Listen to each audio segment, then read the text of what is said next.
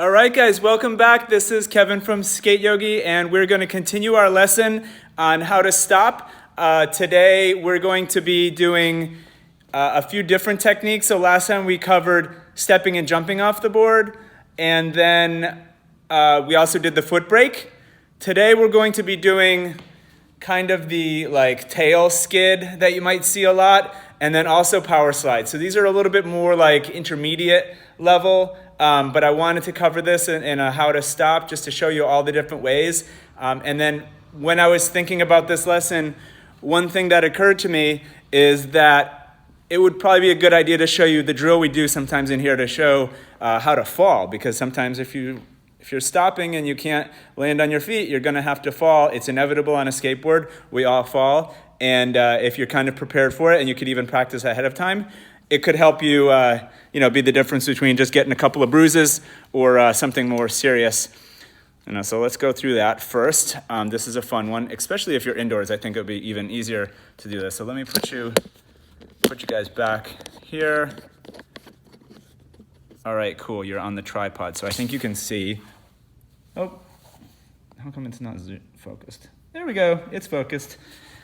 All right, cool. So here's what we would do if we were in a circle time here at Skate Yogi.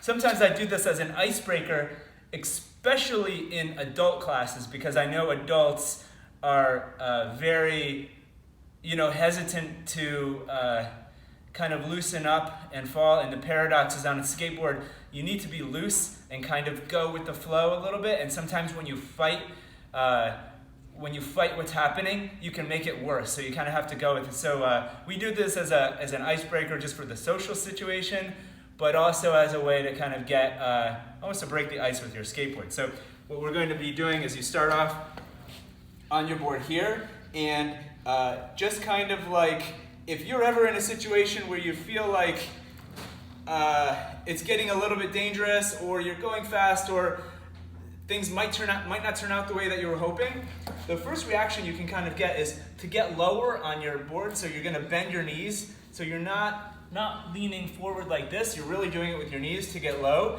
You can get more balance and more stability by bringing your center of gravity low. And so I'll do this exercise a few times, and then I'll say, get as low as you can. So as low as you possibly can. And now from this point, we're actually going to simulate a fall. So we're going to reach forward and fall off our boards, just like that. And you saw what I did when I fell off my board is I hit my palms, but then my elbows, and then my knees, and I kind of spread it out. So I was spreading out the impact with spreading it out over space and time. So I was trying to lengthen the fall by having multiple impact points, and also spread it out so I wasn't falling on any one part in particular. Like if I was to fall and just hit one area, that would make all the force concentrate right there. But if you can kind of spread it out, another thing, like if you're going fast and you have to jump off your board, but you can't quite get your footing, you can do kind of a roll. Sometimes at the skate park, you'll see skateboarders bail a trick and then do like a somersault or a cartwheel, and it looks like they're just showing off, but really what they're doing is trying to keep their energy moving and not stop, and they're trying to spread that out over space and time. So, that's a nice exercise to do. The concrete floor in here isn't too forgiving, but if you have like a carpet, or if you're out in the grass, you can ride up to the grass and then roll into the grass. Just kind of remember what it used to be like to do somersaults just for fun, because on a skateboard, sometimes you have to do that on purpose. Cool. So the next stopping move I'm going to show you guys, which you may have already seen, is kind of like I'll call it like a tail stop, or I don't know if it has a name necessarily, but basically it looks like this. You're going at a kind of a slow to medium speed, and then you saw someone kind of stop by kicking down their tail. One stationary move, I'm going to do that stationary to just kind of walk you through it. It looks like you're sliding on the tail, but you're really more sliding on the heel. So check this out. Maybe I'll be a little closer. You might not see my head, but I want you to see the skateboard better. Okay, that's good. Okay, so when I'm getting ready to do that move, I actually move my back foot kind of to the edge of the tail and kind of twist out. So my heel is hanging off the back so that when I step down, do you see right there, like if you kind of, maybe I'll freeze that in the post edit, you can see that my tail actually isn't touching the ground, it's my heel. You don't want your tail to be rubbing the ground too much because then you get what we call razor tail.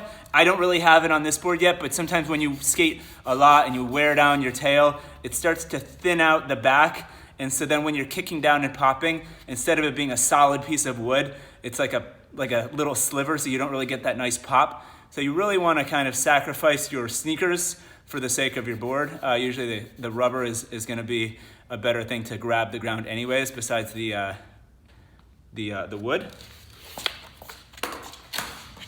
So when you're doing that move, you're riding at a slow speed, and you step down like that. Of course, I wouldn't try doing this trick until you've mastered bringing the nose up. So the trick to that, in general, is when your foot is over the tail like this, you want your weight to be back a little bit so your hips are over your tail. And then from here, you're kind of creating a seesaw. So when you press down on the tail, you bend your knee and you bring it up, right?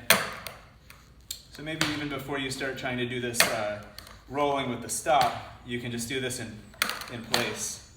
And then once you get it, stop like that.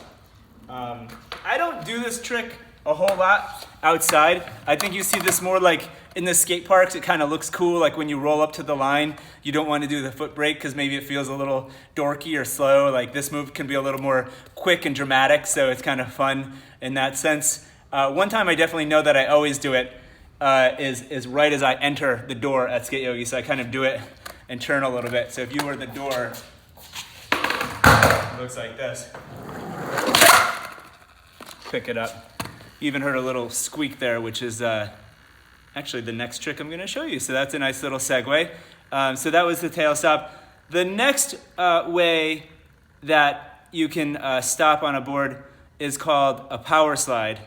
A power slide is when you actually, like the name implies, you're using a lot of power to kind of thrust your hips and change your direction so that if you're going in this direction back and forward, you actually change it so your board goes perpendicular to the direction that you're moving. And so that creates a skidding motion on your wheels. So instead of your wheels rolling, you're then sliding sideways on them. I think I could do a whole lesson on how to power slide. So for this one, I think what I'll do is just show you the idea of a power slide so you get the idea, and then maybe we'll do a whole lesson on the actual power slide itself. But to get started on it in a stationary sense, you can learn it by putting your feet, and make sure you're on a smooth surface like smooth concrete or a basketball court or something. Have your feet over the bolts instead of the tail, and then you can kind of do a stationary power slide. You'll hear that noise. See how I'm using my hips and making it slide? That's a power slide. If I'm in motion, I can throw my hips out. There's front side and back side. Maybe I'll do this. I'll do this in first person. Yeah. Here we go. I'm gonna go fast and I'm gonna do a little power slide. So for my foot placement on a power slide, pretty standard like this. Only when I'm thinking about my weight distribution, I'm really putting my weight on my back heel. And then I'm gonna shift my weight from my back heel. The force goes this way, and then I stand over my front foot. See how I'm kind of like kicking out like that. Now let's put it in motion.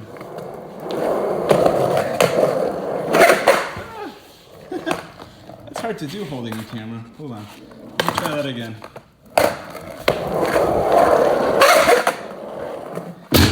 All right. Is this an absolute basics class anymore? I don't know. And then there's front side. And then you can do 180 power slides. Like that. You can even do a power slide shove it maybe. Listen.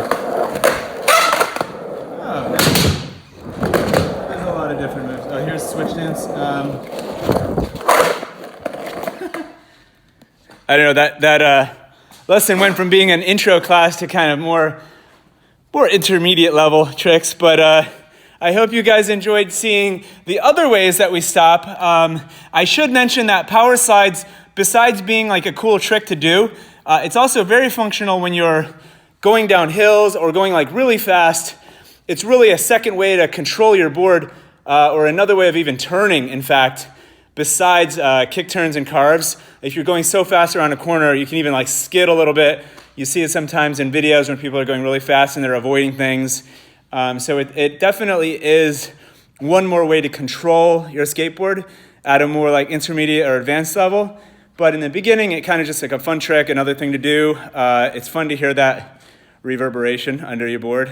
It's a really satisfying sound. So give it a try. See if you got power slides, and that could be a fun addition to your bag of tricks. Great. I hope you guys liked the video. If you've got anything you'd like us to demonstrate, please leave it in the comments below.